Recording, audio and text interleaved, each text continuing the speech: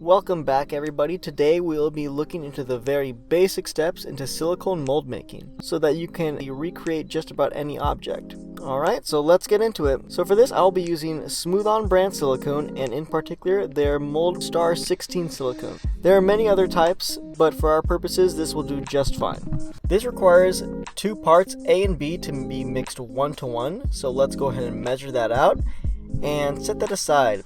In the meantime, let's go get the object we plan to recreate, along with the container we'll be using to house the silicone and the object. Let's secure our crystal, in this case, to the center of our container.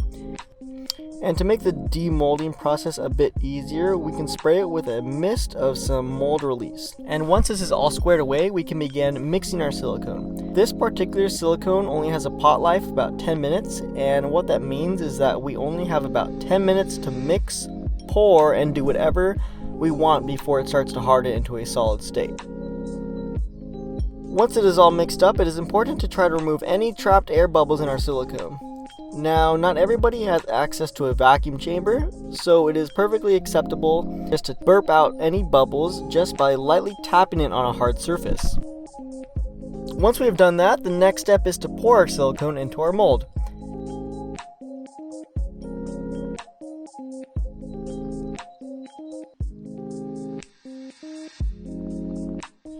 After about an hour, our once liquid has turned into a hard, rubbery consistency.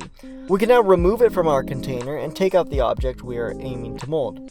Now that we have our empty mold cavity, we can fill it with anything we want. For this sake, we'll be using a fast curing plastic, which, as you can see, replicates our object exactly.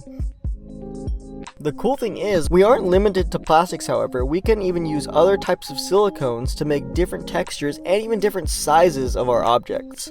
But however, that is something for another video. As always, continue to like, comment, and subscribe, and let me know what you want me to make next in the comments. Thanks again.